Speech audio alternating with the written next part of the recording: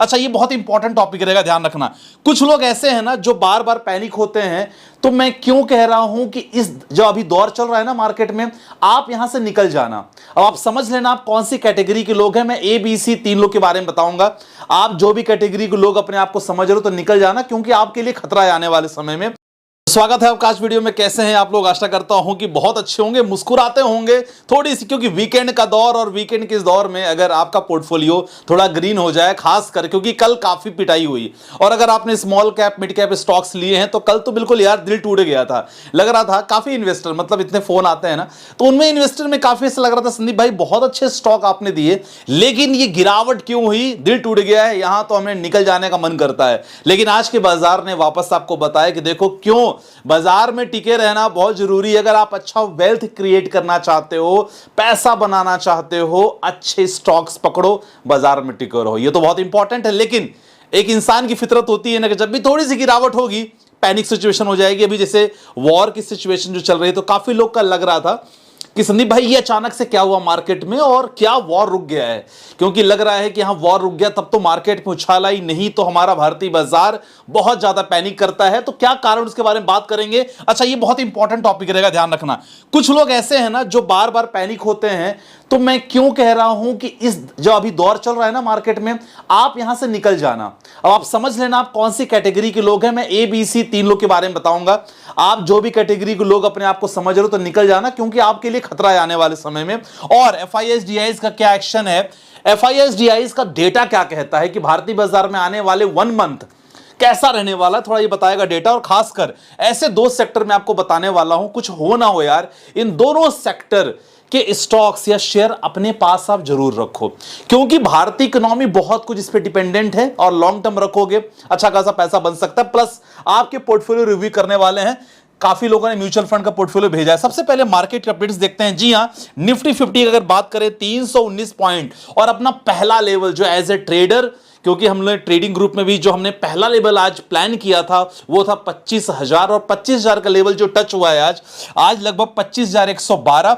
जैसे उसके बाद अच्छी खासी बाइंग हुई है, 319 पॉइंट की तेजी निफ्टी 50 में। अब निफ्टी 50 को जिसने संभाला है ना, आज जो इंडेक्स के बारे में बात करूंगा वो है हमारा IT इंडेक्स। और आप देख सकते हैं IT इंडेक्स में लगभग 326 पॉइंट की उछाल, और यही रीजन रहा। यही जैसे मैं आपको बताता हूं कि देखो बैंकिंग सेक्टर और IT सेक्टर, इन दोनों सेक्टर बहुत इंपॉर्टेंट, और खासकर अगर आप लॉन्ग टर्म वेल्थ क्रिएट करना चाहते हो, और खासकर इंडियन इकोनॉमी ना इस पे बहुत ज्यादा डिपेंडेंट है। अगर इस सेक्टर के शेयर नहीं चलेंगे, सच बताऊं स्टॉक मार्केट में थोड़ा सा पैसा बनाना मुश्किल होता है। तो IT सेक्टर आज चला, और जिसके कारण आज मार्केट में अच्छी खासी तेजी देखने को मिली। लेकिन केवल यही रीजन नहीं रहा माय डियर फ्रेंड, बहुत सारा रीजन रहा। लोग यहां बात करेंगे क्या ईरान इजराइल सिचुएशन जो चल रही है क्या बंद हो गई है। मैं आपको बताना चाहूंगा ईरान इजराइल की जो वॉर सिचुएशन है सर, ये बंद नहीं हुई है। आप लोगों को लग रहा होगा कि केवल वॉर क्लोज हो गया है और इसके कारण यहां मार्केट में तेजी हुई है। ट्रंप साहब ने रिसेंटली अनाउंसमेंट जरूर किया है कि 2 हफ्तों में, व्हाइट हाउस की तरफ से एक प्रेस आया था कि 2 हफ्तों में हम ईरान इजराइल का वॉर क्लोज कर देंगे। और यही रीजन रहा कि मार्केट में थोड़ी सी जो आज तेजी देखने को मिली वो है शॉर्ट कवरिंग, तो एक अलग फैक्टर रहा, लेकिन उनका स्टेटमेंट बहुत इंपॉर्टेंट रहा। आप देख सकते हैं क्रूड ऑयल 76 ऑलमोस्ट 77 पहुंच चुका है यहां, और ये थोड़ी सी जो गिरावट है ना -2.36, ये मार्केट को थोड़ा सा ड्रिवन की है, मतलब मार्केट को थोड़ी सी तेजी की है। तो ये फैक्टर रहा।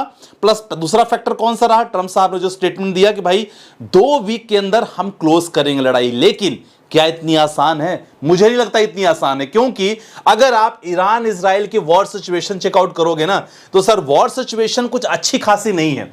अगर आप बहुत सारे आर्टिकल आप चेकआउट कर सकते हो जहां मेंशन है, देख सकते हैं कि ईरान के आसमान में गरजे इजराइल के 60 फाइटर जेट्स, और ईरानी हमले से इनफैक्ट जो इनका इजराइल का माइक्रोसॉफ्ट दफ्तर का जो है उसके पास काफी आग लग गई। 20 जून की कहानी है, 3:07 की न्यूज है। ठीक है, तो यहां लगभग आप देख सकते हो ना कि दोनों के तरफ से अभी लगातार जो स्ट्राइक वॉर चल रहे हैं, लगातार चल रहे हैं, और इसके बीच में इजराइल के जो एयर कैंपेन के बहुत सारे परमाणु पे निशाना भी बनाया गया है, और काफी लोग मारे गए हैं। देख सकते हो ईरान के करीब 639 लोग मारे गए हैं, और जिसमें 263 नागरिक शामिल हैं, 1300 से ज्यादा लोग घायल हुए हैं। वहीं जवाबी कार्रवाई में ईरान ने भी, ऐसी बात नहीं है, ईरान का भी जवाबी कार्रवाई लगातार चल रहा है।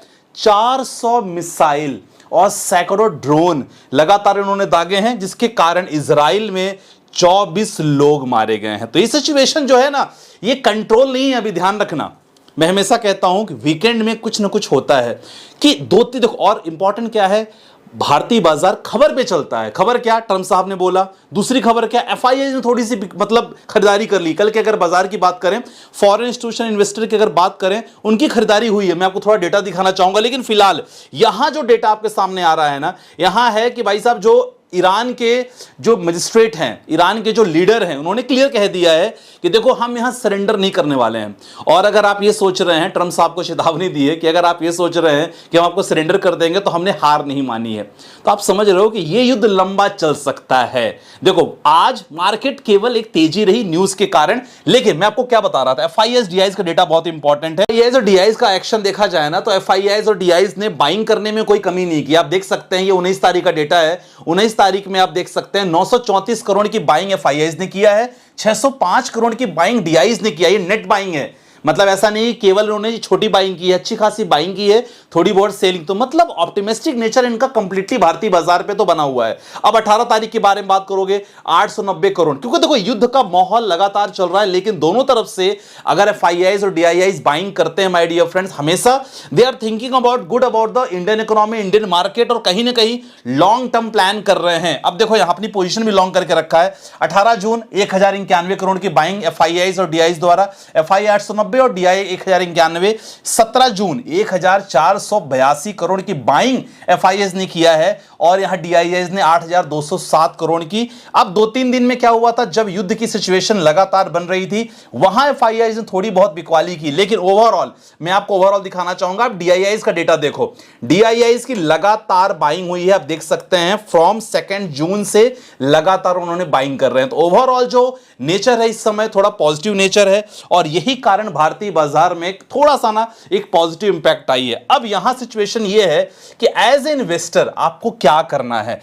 मैं आपको क्या बताया वीडियो में, 3 प्रकार के इन्वेस्टर के बारे में बात करूंगा। आप समझ लेना कि आप कौन से हो, और एज पर योर सिचुएशन आप मार्केट से निकल सकते हो, क्योंकि बहुत इंपॉर्टेंट है आपके लिए। सबसे पहली बात बताऊं, बहुत सारे ऐसे इन्वेस्टर होते हैं जो अपने पास छोटे मोटे ऐसे स्टॉक लेके रखते हैं ना, हो सकता है 2 रुपए वाला, 4 रुपए वाला, 5 रुपए वाला, बिना फंडामेंटल चेक किए कि भाई फंडामेंटल कैसा है, उसका टेक्निकल स्ट्रक्चर कैसा है, कंपनी क्या काम करती है। और हो सकता है आज भारतीय बाजार की तेजी में उनको अच्छी खासी तेजी देखने को मिल गई है, लेकिन आपसे अनुरोध है कि आप अगर ऐसे शेयर लिए हो सर, प्लीज आप निकल सकते हो, निकल जाना, क्योंकि ये बहुत बड़ा ट्रैप होता है। और 100% ऐसे शेयर में लॉन्ग टर्म का प्लान मत रखो जिसका फंडामेंटल खराब हो। तो ये लोग, क्योंकि बहुत सारे मेरे पास मैसेज लगातार आते हैं, ठीक है। और अगर आपने पास स्मॉल कैप के हैं, मिड कैप के हैं, लार्ज कैप के अच्छे स्टॉक्स हैं, फंडामेंटल हैं, आप जानते हो उनके बारे में, देखो नहीं जानते डेफिनेटली आप हमारे साथ जुड़ सकते हो। डिस्क्रिप्शन में नंबर है जहां हम लोग स्टॉक रिलेटेड लगातार इंफॉर्मेशन ग्रुप प्रोवाइड करते हैं।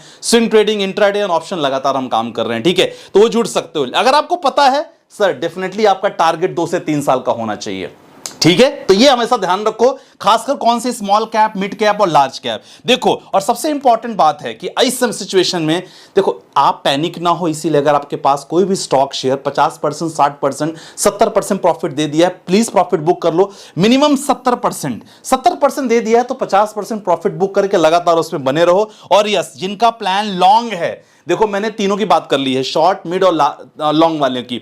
तो यहां जिनका टर्म लॉन्ग टर्म है, more than 5 year, 6 year, sir आपको केवल एवरेजिंग करनी है, आपको टेंशन तो लेनी नहीं है, ठीक है। तो इन चीजों का आपको ध्यान रखना होगा। बाकी चीज हमने कवर कर दिया है कि ईरान इजराइल का वॉर सिचुएशन क्या चल रही है, बाकी निकलने का मौका किसको है, फाइट डिएक्शन मैंने बता दिया। सेक्टर जो मैंने आपको बताया है, जी हां, 2-3 सेक्टर बहुत इंपॉर्टेंट है। सबसे पहले जो ऐसा सेक्टर जो आपको पैसा भी बनाता है, और यस आपके पास ये सेक्टर के शेयर्स रहने चाहिए, ऐसा मुझे फील होता है, ठीक है ना। क्योंकि देखो अगर मैं बात करूं डिफेंस सेक्टर, एक ऐसा सेक्टर, हमने रिसेंटली रशिया यूक्रेन का वॉर देखा, हमने ईरान इजराइल का वॉर चल ही रहा है, भारत पाकिस्तान को लेके हमने देखा, ईरान इराक का भी हमने देखा।